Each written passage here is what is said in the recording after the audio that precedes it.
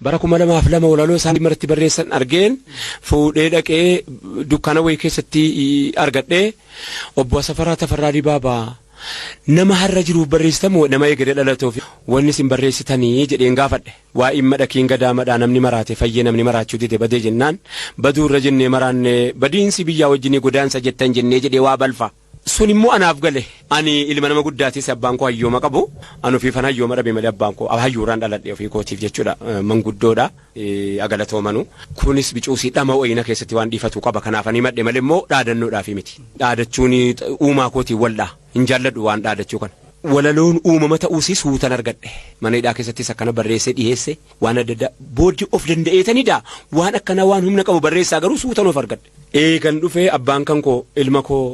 walli isaan duutu ilma koo takkaa faaruudhaan gosti keenya waan akkanaan hojjetu gosa nama guddaati ilma koo mataan na badaa yoo maqaan si bade maqaan na badaa yoo maqaan si bade qabsoon akkuma jirutti ta'u falmiin kee akkuma jirutti ta'u walli isaa kana immoo seen jaalladheenaan baroodha abbaa koo dhadhaa jalqabee wallee keessatti nan agartanuu jedheetan akka gandaattis immoo abbaa keenya kana kabajaa qabnaa fi abbaan koo ilmaan 20 qabu 20 keessaa toora nama 16 moo kana jiranatti fakkaadha amma abbaa keenya kanaan tasa bulla daa'imummaan jalqabne naannoodhuma keenya takkan ammoo abbaadhaan bula namni baay'ee abbaa jala masakama baay'ee abbaa jala deema waan abbaan hin ta'u jedhee deeme abbaan koo asin jiru jetteen taasiftu biyya keenyatti na horiidha hin ta'u baay'ee balfama si ajajee waan tokko si deeman achumatti argamta naannoo keenya akka naannooti immoo beekadhu naannooti immoo inni jettuun yoo naannoo biraa bartee beekadhu namni abbaan hin hoogganamne biyya keenya keessatti nama arrabaa ka'u maqaansaa akka ilmoo abaluu jedhame nama arrabaan ka'u ta'a kanaaf naannoo keenya keessatti akkana jennaan ergalamu walleessu eegan jedhee maalan ta'uu qabaree innoon anniisu akkamin ta'uu qabare asumaanan akkana gara kanatti garagalchee kan namaa hojjetaa dhaqeetan ofuma kootii barreessuu jalqabe jechuudha. Inni kun immoo booddee keessa humna horataa dhufe obbolummaa argachuu keessatti maal akka ta'e of barbaadachuu keessatti immoo kan bara darbee buqqaatota hawaasa kanaatii wajjiniin wal qabsiisee nyaachifnee gabbifnaan hamtuun gomaachaa bakka bu'aan jaraa dhaqee ture laalcha warra buqqa'e. Gaddineerra yoo jedhu fakkeessuu barbaacha nyaataa bo'a jedha yaa'imi maannaacha jedheetanii walaloo akkana akka abbaanis of hin daganne amantiin sabboonummaa nan dhorkitu beekadhu amantiin kan koo sabboonummaa itti na jabeessa maaliif gosa guddaan qaba yoo ta'e waan ta'eef amantiin kun quuqamuudhaaf inumaa unatti itti gaafatama gosa guddaadha gosa Oromoo irraan dhaladhe saba narraa dhufuun qaba waan ta'eef saba yoon amantiidhaan itti tuqame narraa dhufuun qaba saba yoon maaliin utuu tuqame raayyaa irraa dhufuun qabaan yoo ta'e mana tuyxe shawaan irrattis hin dhiiftu yoo ta'e mana tuyxe wallaggan irrattis hin dhiisu qabeenya isaatiyan yoo ta'e tuyxe Harargeen irrattis hin dhiiftu maaliif amantii adda qabna malee sabuma wajjin qabna waan yoo ta'e mana tuyxe raayyaa hin dhiiftu kamiseen hin dhiiftu yoo ta'e mana tuyxe iluun hin dhiisu maaliif an qabeenya isaati sabuma wajjiniin hin qaba rabbitu keessaan na uume jaalladheen uumamne filadhee immoo dhalanne immoo an filadhee harka baasee yaa rabbi Oromoo keessaan na uume jedheeti miti keessaan akkuma fedhu godheeti keessaan na uume karuu yakka ta'ee jennaan sabni koo kun na wajjin quuqame jechuudha karrayyuun kanaaf narratti lolti hawaasa guddaa kana waan hin qabuufanii amantii irratti ittiin gargaarsifadha sabuma irratti ittiin gargaarsifadha yoon asiin amantiidhaan tuqamne saba amantiidhaan tuqame raayyan jettu jennaan sabuumas of keessaa qabattee sabummaadhaaf jecha na qusatti ijoolleen keenya yoollee diinii natti ergee na qusatti maaliif jennaan amantiin biraan qabne malee sabummaa biraa qabdi waan ta'eef biyyoomina biraa qabdi waan ta'eef achi keessatti na qusatti kanaa wajjiniin wal qabsiisee jidduu kana lammaniin dhaabataa ture akkuma ati beeytu abbaan koo goonni waaqoo guutuu kan qawwee tokko nyaatti rasaasa buusu akka Aliyyii Cirrii kan akka Jaarraa Abbaa Gadaa kan akka Huseen Bonee Jamaarroo Balee waaqoo guutuun bar namarraa fuudhee qaba waaqoo guutuun of qofaa ofiin jalqabne dhiiratti kennite qaba beeke jarri kuni abbootiinuma kan kootu sabboonummaaf falmataati amantii jaraaf falmatani lachuu anaaf yakka waan ta'eef lachuu baadhadheetan ba'aa kan hunda dhiibbadhaa har'a ga'e jechuudhaan. Dooktarri kabajaa Artiist Alii Birraa barnoota kana ta'uu qaba kaayyoon Oromootaa jechuun bifa faaruutiin sirba sirbeeti jira. Raayyaanis bifa faaruutiin barnoota somaayyuu yeedaloo amantaatiin faaruu tokko faarfatteeti jirta. Barnoota waliin wal qabsiistee dhaamsa yookaan ergaa maalii dabarsuu feeteeti? Ijoolleen keenya barnootaa barattuufi barnootayyii ilaa yookiin takkaalliin gizaa'u taate mana barnootaa dha caalchisaan mana barnootaatii booddee kana Wallaggaa galatoomu didee dhiibbatee dhufe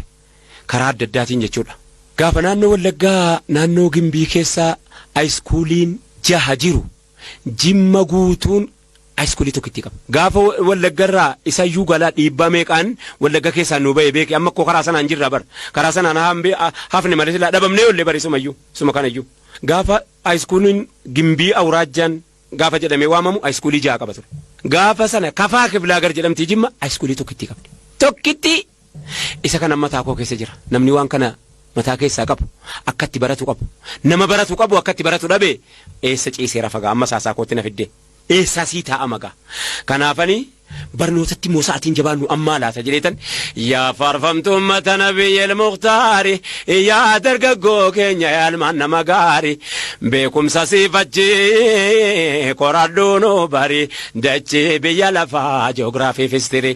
information saayinsii waa'ee kompiwutari dagaagina biyya baayookeemistiri oomisha guddina akkaataa industirii makaanikaal ta'uuf siviil injineerii waa'ee teknooloojii namaaf hayawaanaa qorannaa baayoloojii akka namni ani jira jedhee tattaafatee itti fiiguufani itti fiigeetuma barnoota kanatti naaf fiiguufani achi amma koo barnootaan furamne bar hanga baratte nu hambifattee bar hangin baranne barachuma jirraa bar ammayyuu dhaamsan hawaasa keenyatti dhaammadhu isa eessayyuu jiru egereen keenya barnootaa dharrattu hundaa'a kana beekaa yookaan ana ta'uudha namni hundi yookaan Raayyaa abbaa macca ta'uu keessan yookaan immoo egereen keenya ilmaan har'a investitti goone ilmaan keenya eenyummaa ofii illee kan isin keessa barbaaddattu barnoota keessatti achi keessatti barbaadde yoo fa'aa argattu egereen keenya har'a mul'ata. Egereen keenya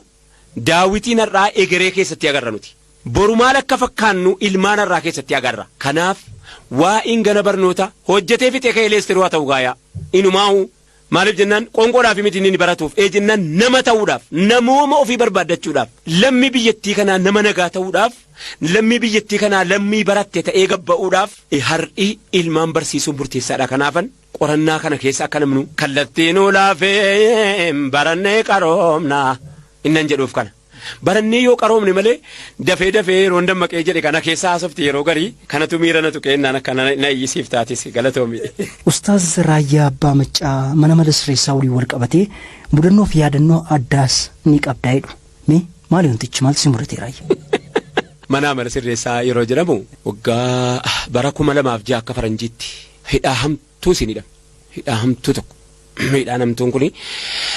asirraanii Dirredawaatti fe'ame. Maqaa shoror keessaa silaan dhabu silaa tokko dhabu miti. Eega tokko keessa lachuu balfamaadha lachuu yakka. Uumamni koo yakka amantiin koo yakka hundi yakka bakka isa lachuu nan baadha waan ta'eef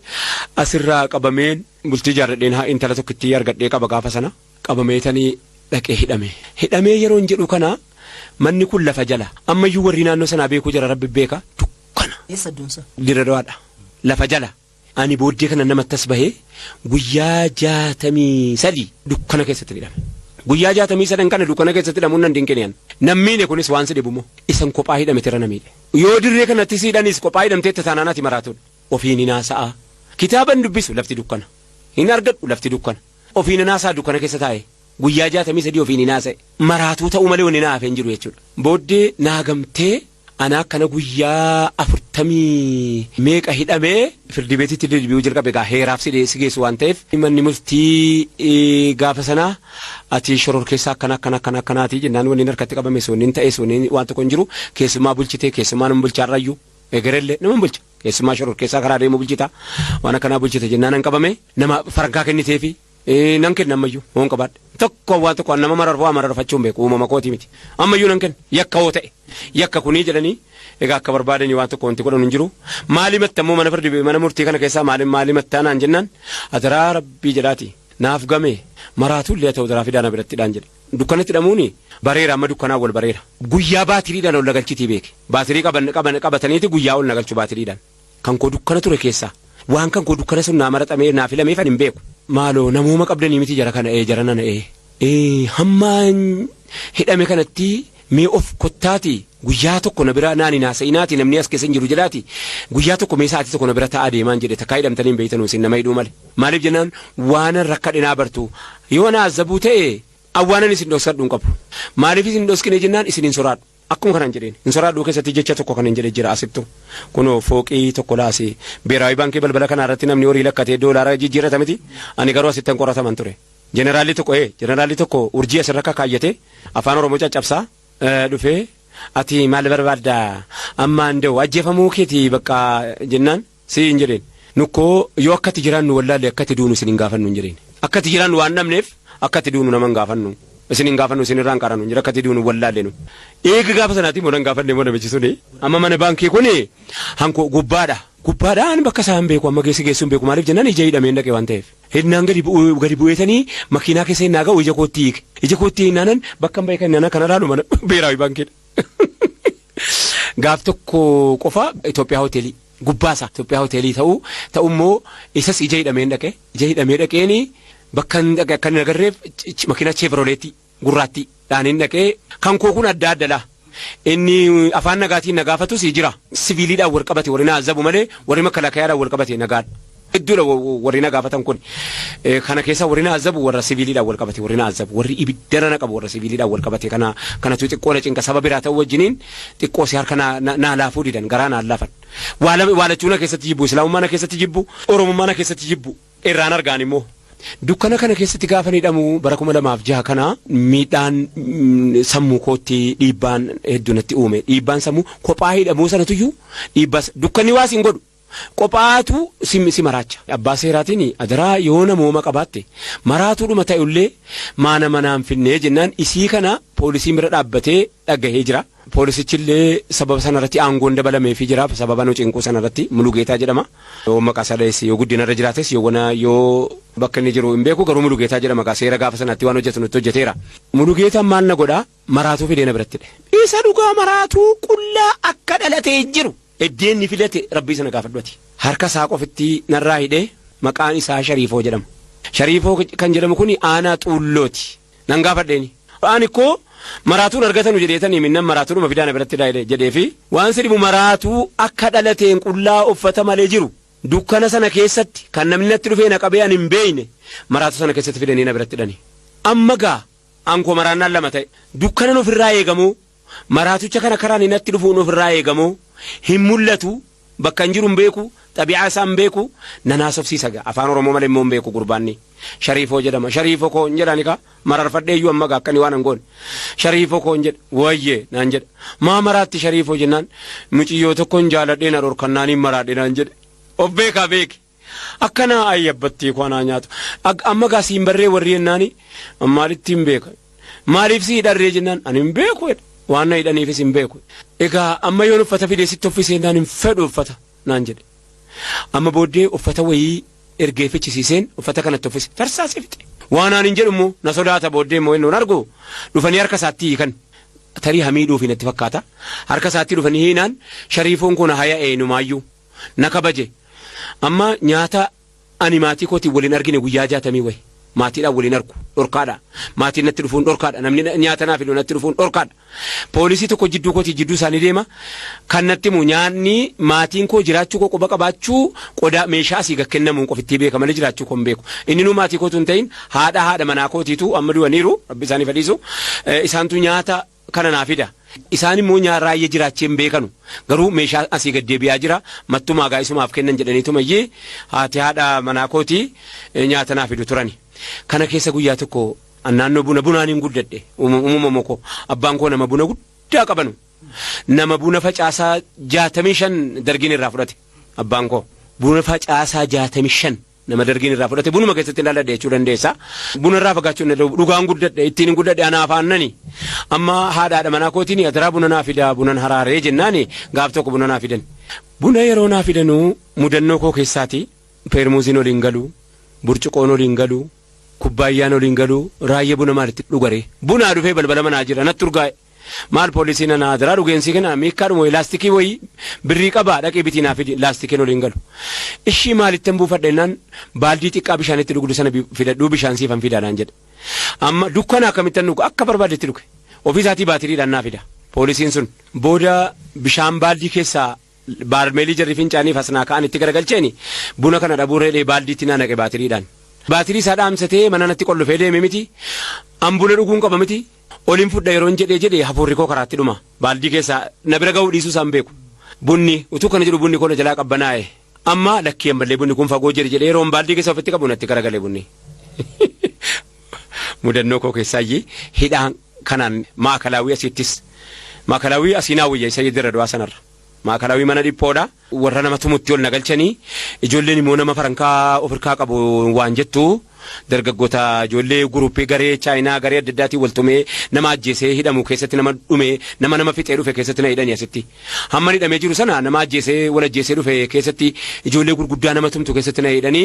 yeroo jarri kan shaamaa na gaafatanu kan shaamaa jarri birrii 3 gaafatanu an birrii 100 kenneef sana booda bakka inni itti sagaduu bakka inni itti kabajaa nyaata saanii nan dhiskiisanu birrii 100 kenneef gaa mootiin ta'e jechuudha mootii alaamuddin naan jedhan an birrii 100 kenneef jennan boodiyyaati manaa kootii reediyoo naaf fidde informationii kanan immoo jaalladha reediyoo naaf fidde reediyoo bittee naaf hinnaanan gaafa nachi keessa mana hidhaatti mana hidhaa biraana jijjiiramnaan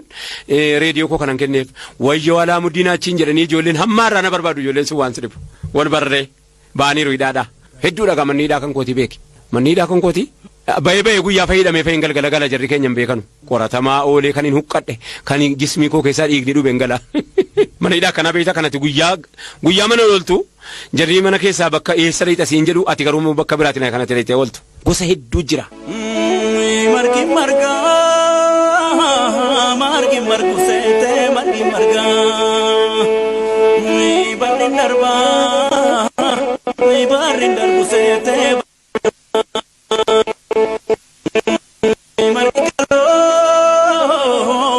margu seete margi kalo barri darba barri darbu seete obsi ballo